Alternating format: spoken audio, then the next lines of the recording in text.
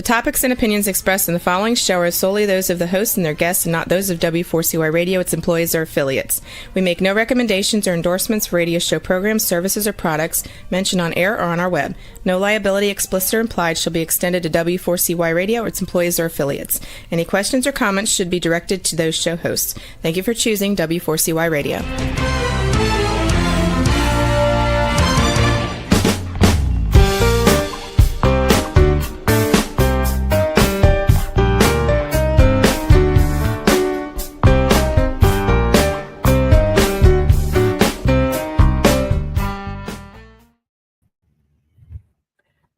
Welcome to the Connected Table Live. We're your hosts, Melanie Young and David Ransom. You're insatiably curious culinary couple. We travel the world to bring you the amazing places we visit, people we meet, wines we drink, and foods we eat. Hopefully to inspire you to take the trip, because life is short. Or at least enjoy wonderful things stateside if you're not traveling. We'll show you where to find these amazing products that we discover. So we are broadcasting from Greece today, where we recently were on a wonderful trip. We actually attended a big fat Greek wedding, and we spent some time in Athens and the northern Peloponnese, which you'll hear about. But today we're going to actually take you to an area that I think a lot of people don't think about visiting, or it doesn't register. It didn't to me until I was first introduced to it. It's the region of Attica, which is actually the metropolitan area and surrounding area around Athens, near the airport, and up into Athens, and even where we were in the Saronic Islands of Hydra and Aegina and Portos. And we, as busy travelers, and many busy travelers, just zip off to Athens and get into their hotel and head to the Parthenon and figure out where to eat. But this region is gorgeous. Look at the picture behind us. Just beautiful. And that's actually a picture that I took, Melanie, of when we were sitting on the coast in Nissos, and had a wonderful lunch right on the coast over under a pergola overlooking this beautiful sea. And it was such a beautiful day. We had to show it as our background. So we're also going to show you a little video, but first let's set it up. So our guest today is a founder of she's literally a culinary cultural tour curator of Attica and the area, and can really pick you up at the airport and take you, if you have a long layover, on an amazing trip to taste and feel and have a sensuous experience in this area. Her name is, I hope I don't butcher it, Marina Kavallieraki. That's a Crete name, but she grew up in Athens. She's the founder and tour designer of Voúryia, which is custom culinary tours. They could be a few hours, a half day or more. We took one, and it was an easy 40-minute air-conditioned cab to meet her. And then she took us around, and we met so many wonderful producers, which we're going to talk about. But just to set it up, we're going to show a quick video. Thank you to our listeners while we show this, to give you an idea of what Marina is doing, because it's a great experience. Ladies and gentlemen, welcome to Athens. Join us in a journey through time and explore the authentic Greek hospitality.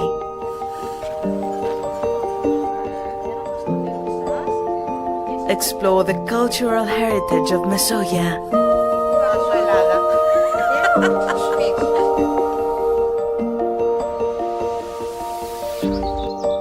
Meet local people and find out unrevealed secrets of this land.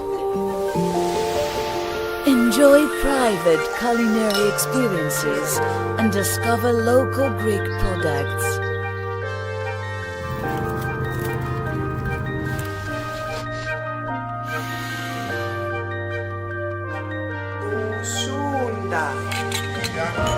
Stunning natural beauty.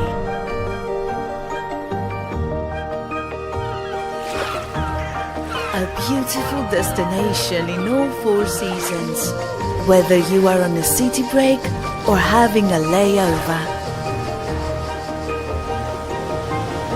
Join our daily trips to experience a little bit more of Greece, or as we say in Greek, λίγο ακόμα Ελλάδα.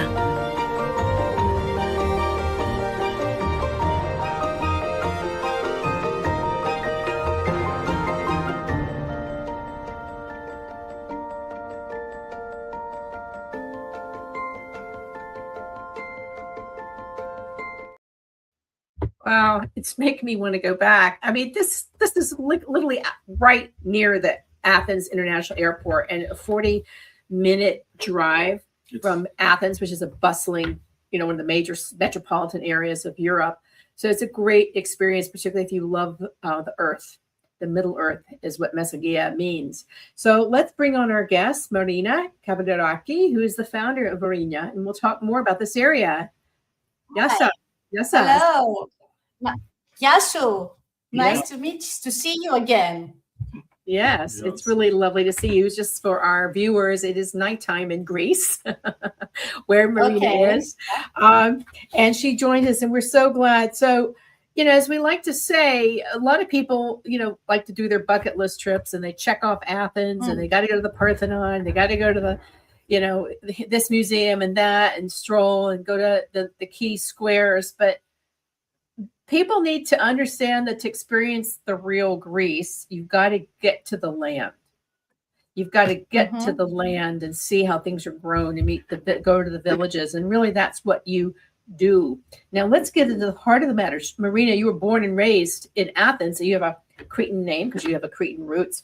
What tell us about your background and what brought you into this desire to create these tours, because it wasn't initially what you studied or were doing. No, absolutely not. So, as you said, I was born in Athens, in Attica, and I live in Athens. But my family, from my dad's side, is originated from the island of Crete. So this is something very, very important, and that I kept closely to my heart and to my soul throughout all my years of adolescence. And furthermore, so my background. So I'm a French teacher, actually. So I studied French literature, comparative French literature at the University of Burgundy in Dijon, France. I have been practicing. I have been a teacher for many, many years. But at one point of my life, I wanted to do other things. And I found a job as a coordinator of a unique children's play area at Athens International Airport. The play area, which actually looked more like a nursery as a playground, because what we were trying to do is to offer some quality times to families traveling, and that they had a small or a bigger Athens layover. So there was a lot of play, a lot of culture, and a lot of engagement, and a lot of tips that my team and I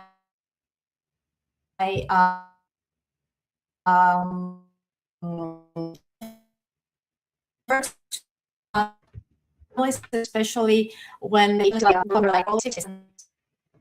At one point, when COVID around the globe, the play area unfortunately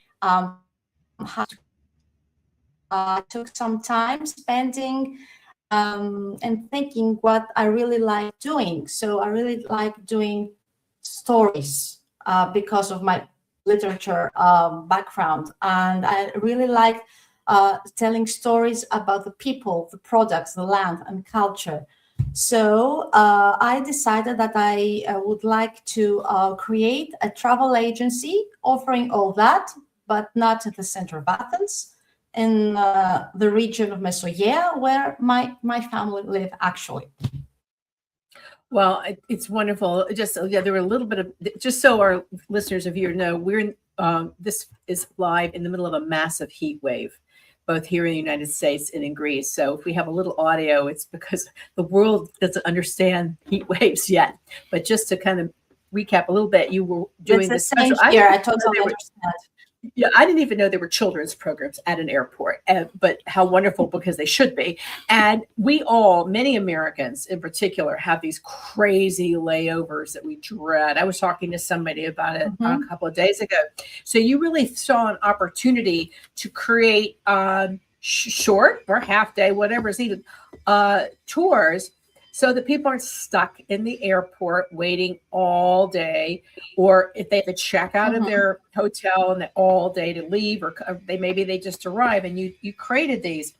And you actually are spotlighting an area that many of us, including David and I, didn't really understand. Like when we were first mentioned Attica, I said, well, where's Attica? Like, in fact, I think we have a map. Juan's our engineer. I think we have a map to show Attica if we pop that up, because we had no idea where it was. There, it's a little small, but it's describe the area to us. It's a little small map because we didn't want to hide your face, I guess. So Attica, yes.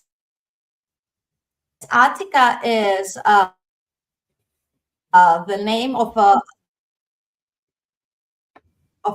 large region. Mm-hmm.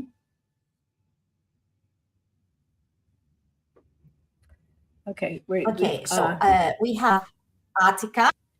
Uh-huh. Okay, I see the map now. So this is the map of Attica. So I offer tours or the eastern part, the one that is a little bit southeast.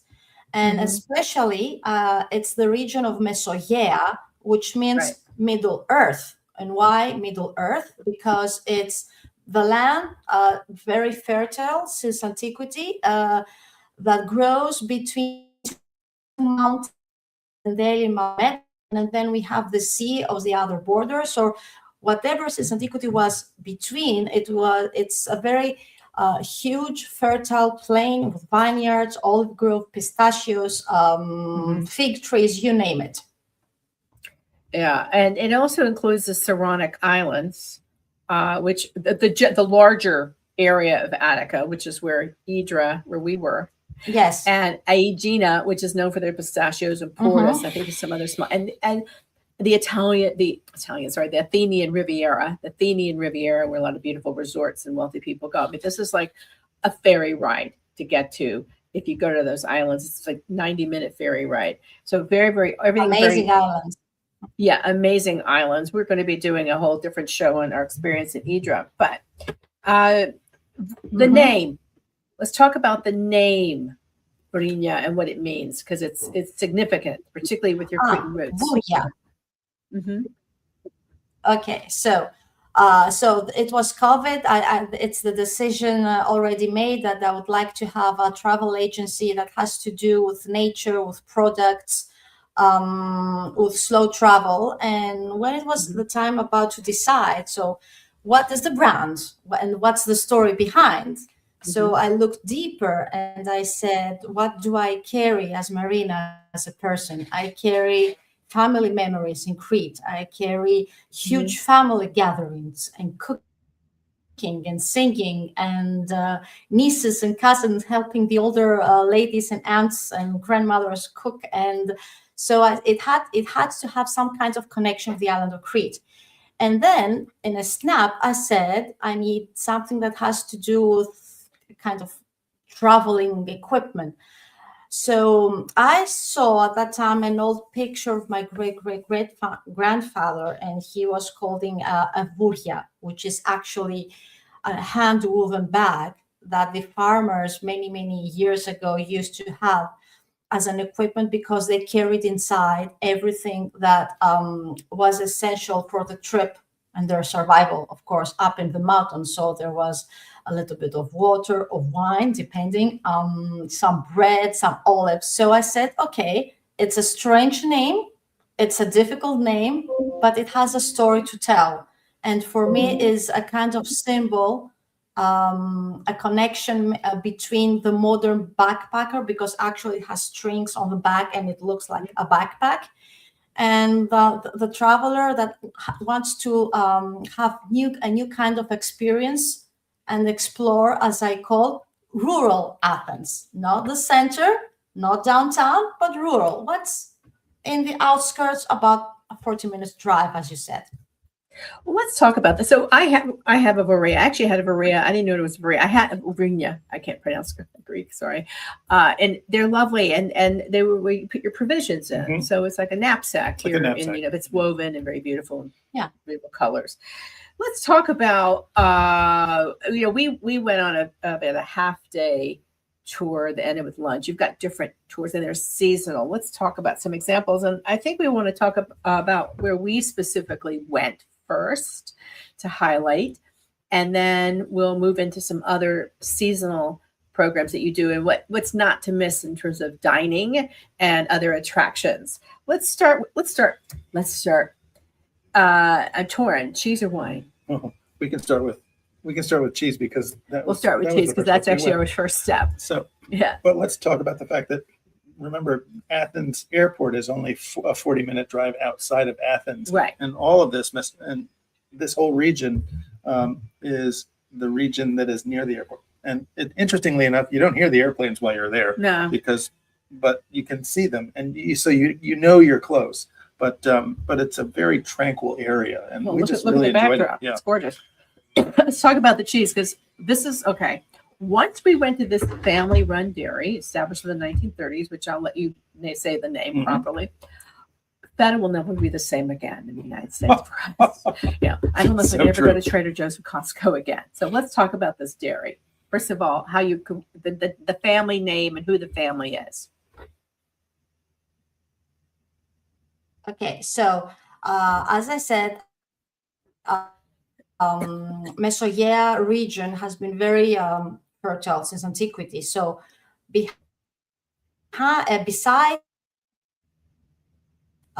it did have a very old livestock production. We visited Costarelos Dairy. Is one of the biggest and the oldest, and I'm very a big fan of their products, and especially their barrel-aged feta cheese, which, as you had the chance to see and taste, of course, it's really intense. Is what I call the real feta. And whenever I have a gathering or I want to make a traditional cheese pie, I know where I have to go.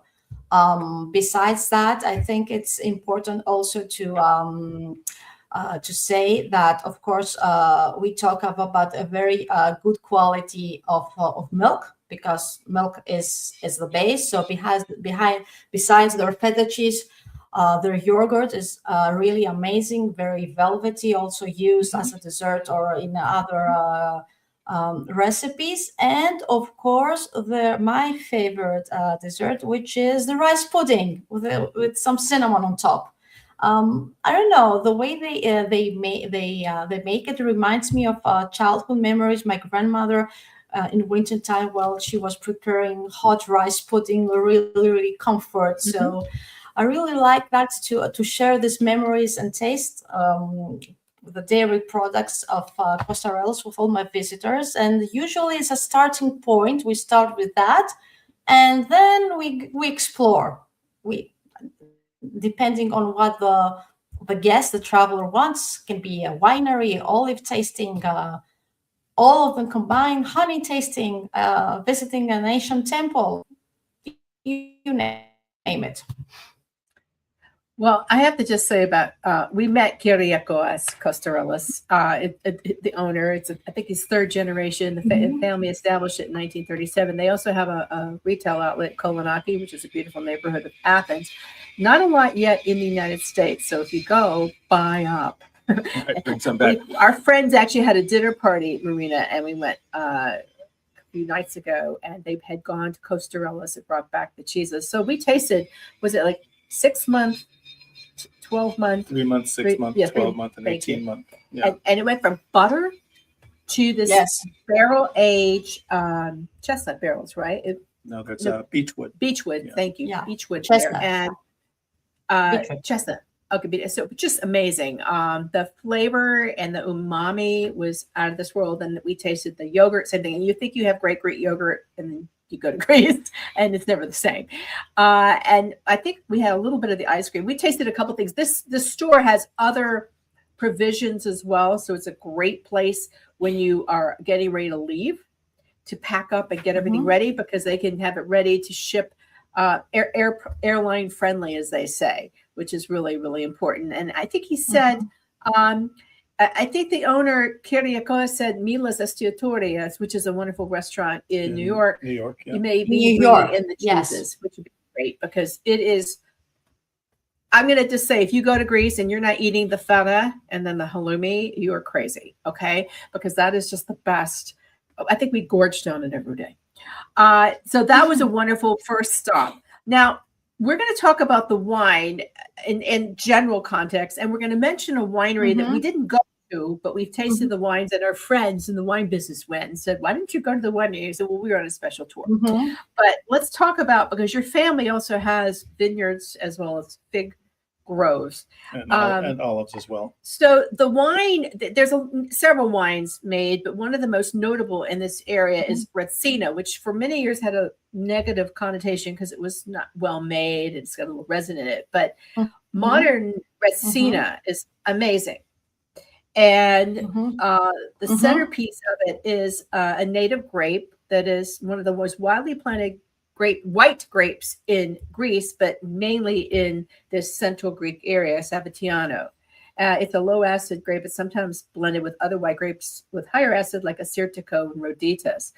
But we tasted, before we went to Greece, we were at the New Orleans Wine and Food Experience. We attended a Greek wine tasting that our friend Marina did. And there was this, they're all great wines, but we both jointly loved the Retsina, and the producer is in this area, Papagiannakis, and it's one of the most famous producers in the region of Mesogaia. So our friends went and said they were treated like royalty, and they have a hospitality program. Now, while we didn't go to that, we want to throw it out because if somebody wants to do a winery visit, and you may work with, that's an example. You showed us some rogue, I think what do you call it when they just sprout up the vines? And they were there, Savatiano vines in your family farm. This is a terrific wine, really wonderful wines. What are some other grapes and wines in the area? Let's talk a little bit about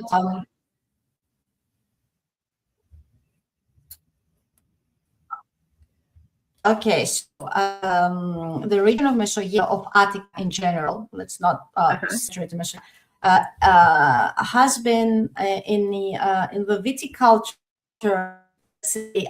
production since ancient ages. So the main local variety is Savatiano, which is the base of Retsina. And actually, as you said, the Retsina, my dad, my granddad, used to drink has nothing to do with the fine dining and the special aromas of the Retsina of today.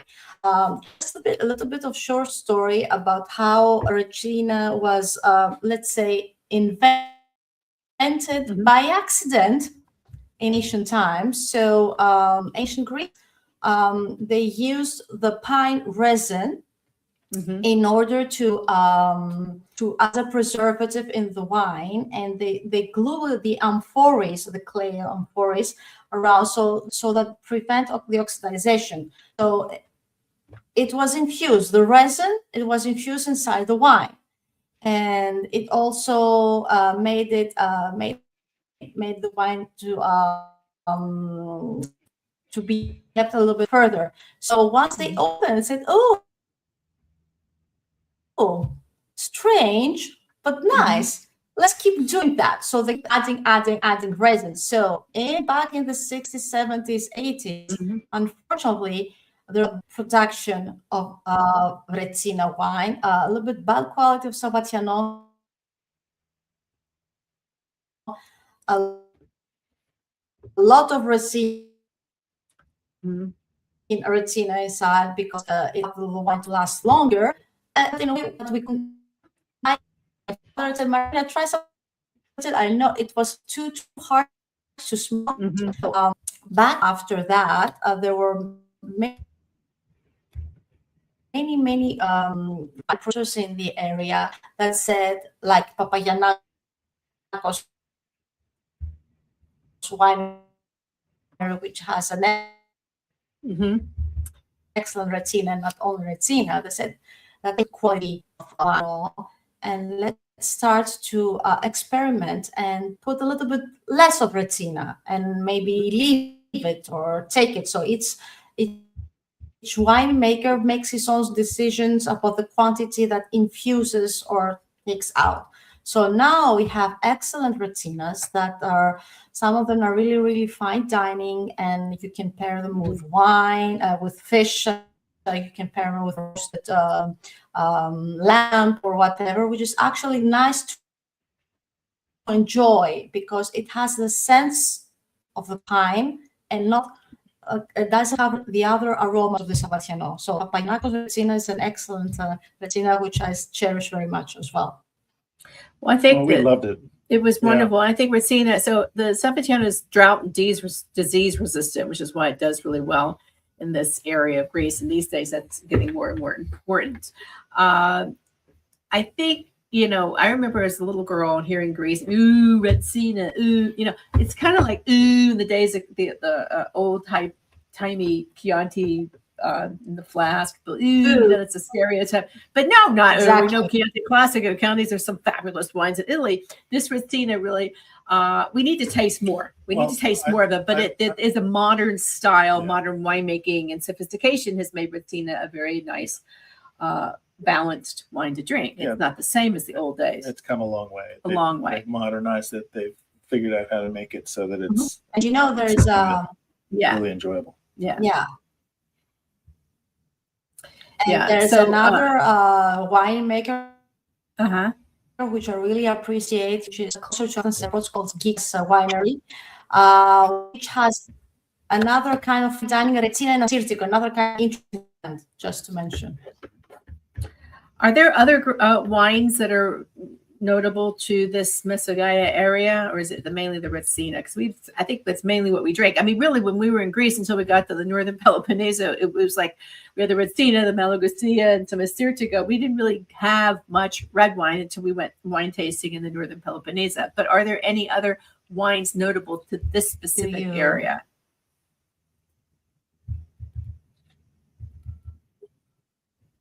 Well, the major, we all talk about Sabatiano and Retina, but there is also Rovditis, which is another local variety, different kinds of style than Sabatiano.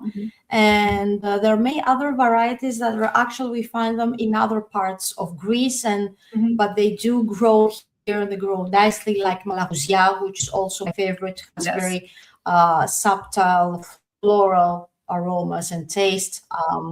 We have Lignona, and of course from the red wine we have a lot of Merlot growing around the area, and also Mandillari, which is a Cretan variety. So they are just fine here, but Sabatiano is the toughest one.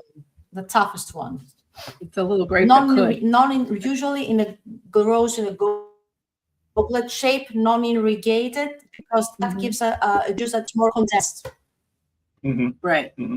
And like much of the world right now, Greece is experiencing droughts and extreme heat. So you need really strong grapes right now to flourish. Now let's go back to food now. We tasted some olive oil, not just from the area, but elsewhere, and also fig jam, because you have fig trees. In fact, we saw a very old one. And when in season, you offer fig harvest tours. Let's talk about some of the specialty foods of this area that are cultivated agriculturally.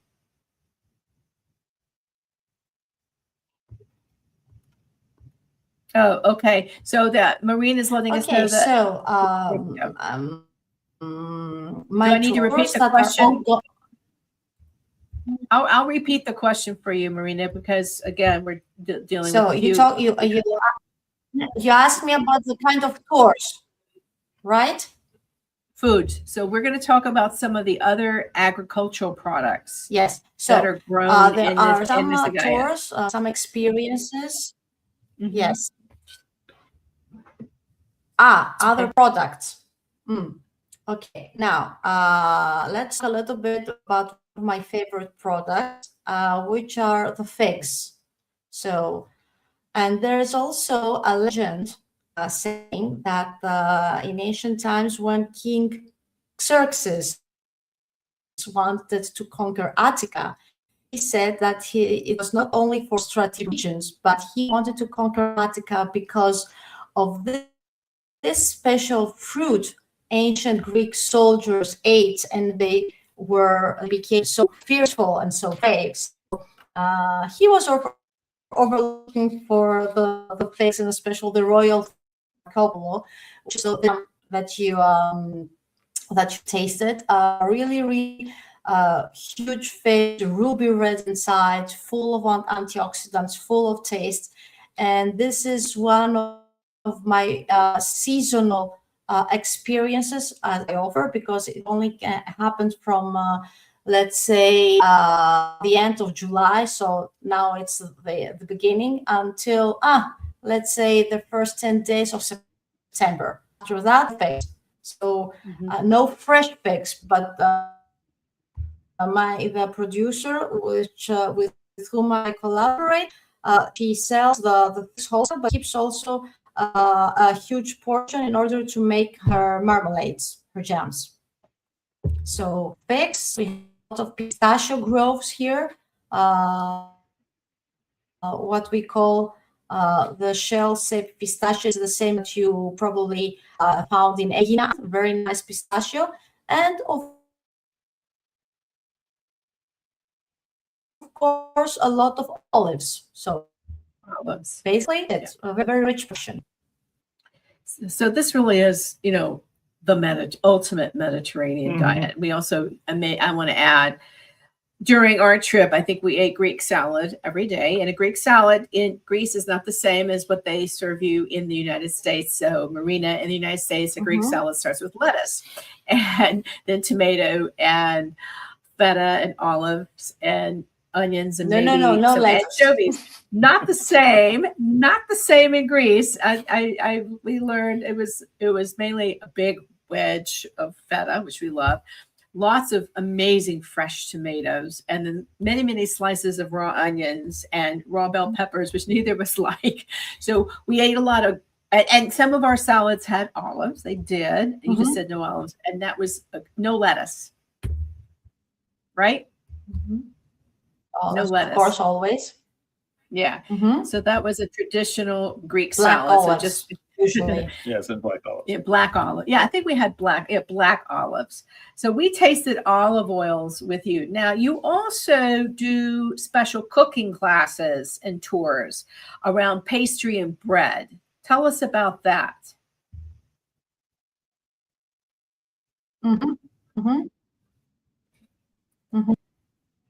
So there are some cooking classes that have to do with traditional Greek dishes. So that's one part.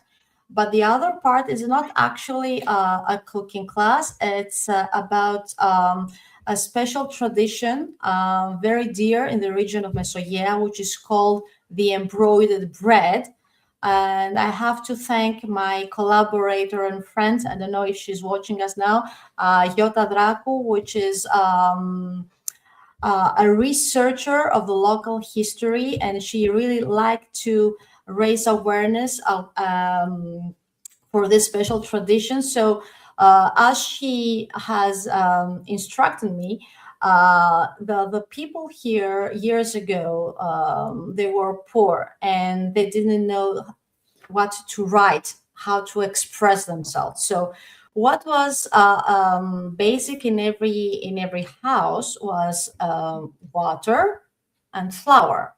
So they started making symbols of their wishes on special breads. So they could either be a bigger bread that was dedicated for a wedding, for a baptism, or smaller breads called turtulakia, which were small, let's say, wedding invitations. So people at that time, they didn't know how to write, they couldn't do anything. So what they did, they kneaded their wishes with flour. So there was the symbol of a pigeon for love. There was a symbol of lemon buds on top. How many? You counted the number of lemon buds, and that was said that you will have that amount of children. Acorns for power, geometrical shapes, you name it. So from time to time, we have these small workshops Dracu, which is really, really amazing about explaining and telling the story of each symbol. So it's made of salt dough here. So then we let it drain in the sun or in the oven for an amount of time. And the guests leave with their own special turtulaki, which is, the original invitation. Or if we don't have the time to let their creation dry, so they take as a gift an already made one, and then we donate their own embroidered thread to someone else, like exchanging some kind of wish. Well, we have posted photos on the Connected Table.com blog and our Substack Connected Table, which will be releasing an article. They look like lace. They look like what we call in the United States doilies, with raised, three-dimensional doilies with intricate weavings and, as you said, symbols, and they're quite beautiful. When I saw the picture on your website, I was just like, wow, this is really spectacular. They're pieces of art. Yeah, they're pieces of art. You also talked, there was some traditional desserts and grape musk cookies. You gave us a bag of them to take back. Talk to us about those, the grape musk products. Yeah. Mm-hmm. So it's something traditional that we make usually the whole year round, but we especially make them end or near the end of harvest season, because that's when we have the fresh juice that we boil it in order to stop fermentation. And then we use this juice along with flour, cinnamon, cloves, extra virgin olive oil to make the famous must cookies.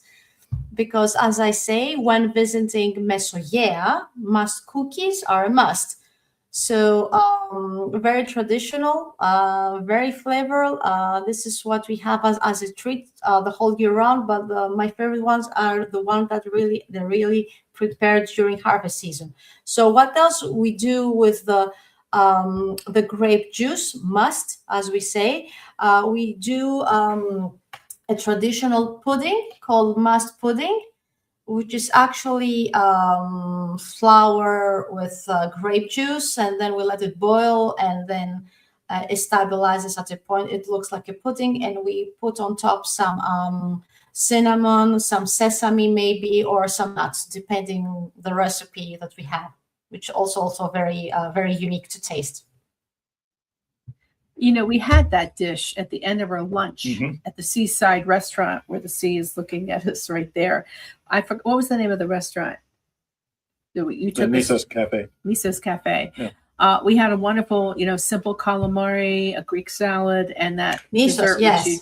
Yes, it was wonderful, and really right on the sea. The blue, Greece blue, is spectacular, and you couldn't even notice the planes that flew overhead. It was just a world apart. It was very eye-opening. All the products. We brought home a big bag. We brought home the fig jam, the royal fig jam.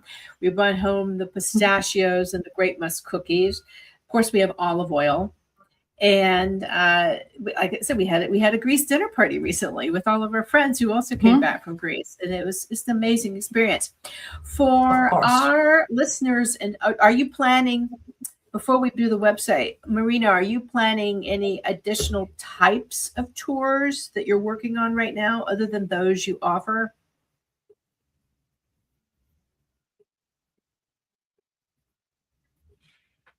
Mm-hmm. So actually, I am, let's say, try each year to offer something different, depending, of course, of what the traveler wants, because they usually say, "Oh, I saw this on your website, but can we change that at that?" So, and all my experiences are tailor-made to every traveler's need, which is really, really important, because I want them to enjoy their time while they are either in the airport or the center of Athens. So I am going to add more experiences at my Olive Grove. the one that I had the chance to welcome you.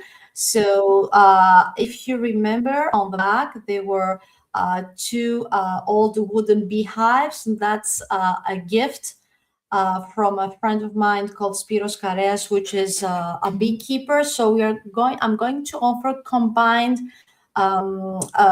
experiences, olive and honey, or olive and wine.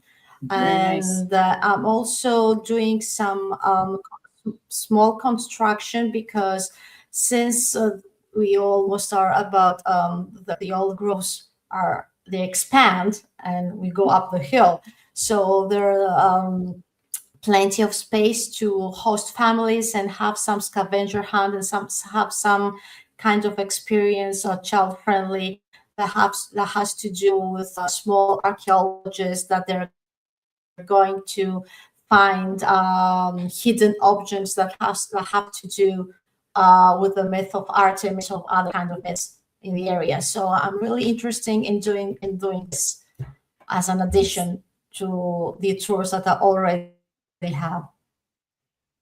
Oh, it sounds fantastic. Now, I think as we wrap up the show, I think it's important to underscore that Marina's tours are really handcrafted. You're not going to find her package tours aligned with other package tour places like Get Your Guide or Viator. She doesn't work that way. You go to her website. Which I'm going to spell out because the spelling is different from the pronunciation of Voúryia. It's www.vourya.com. And I think it's important to know that, because you book directly and you're a small business, so you want to handle it yourself. And as you said, you will customize.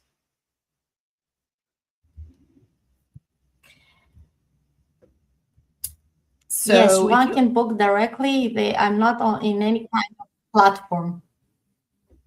There's a very nice article about your company, Marina, also on discovergreece.com, which is a really good website just for general information on traveling to Greece, which I think I spent many hours looking at, because we planned our trip ourselves.